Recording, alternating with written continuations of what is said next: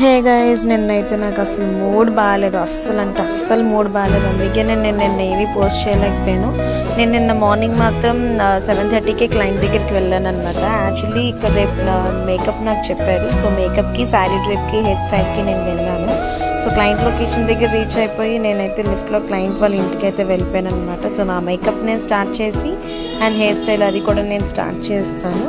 మన దగ్గర home services కూడా అవైలబుల్ ఉన్నాయి, like only for ladies, all facials, manicures, pedicures అవన్నీ. సో నేనైతే క్లయింట్ దగ్గరికి వెళ్ళి మొత్తం ఫస్ట్ నా మేకప్ ఫినిష్ చేసుకున్నాను. దాని తర్వాత హెయిర్ స్టైల్ అయితే ఫినిష్ చేసుకున్నాను. శారీ డ్రేప్ కూడా స్టార్టింగే నేను డ్రేప్ చేసేసాను అనమాట. కొంతమంది క్లయింట్స్ వాళ్ళ ఫేస్ని రివ్యూ చేయడానికి యాక్సెప్ట్ చేస్తారు, బట్ కొంతమంది మనకి యాక్సెప్ట్ చేయరు.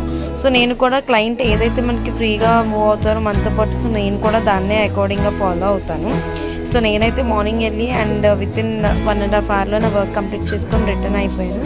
అండ్ ఈవినింగ్ షాప్కి వెళ్ళాను. తీరా చూస్తే నేను చాలా మూడ్ ఆఫ్లో ఉన్నాను. నిన్న కంప్లీట్ మూడ్ ఆఫ్లో ఉన్నాను. అస్సలు ఎందుకో తెలీదు, అది రకమైన బాధో లేకపోతే ఏంటో తెలీదు. చాలా డల్ అయిపోయాను షాప్కి వెళ్ళాక. నేనైతే ఈవెన్ క్లయింట్స్ వచ్చి కూడా అదే అడుగుతున్నారు, ఏంటో పాల్గొన్న ఒంట్లో బాగాలేదా అనేసి. ఇంకా ఆ మూడ్లోకి వెళ్ళిపోయాను కంప్లీట్గా.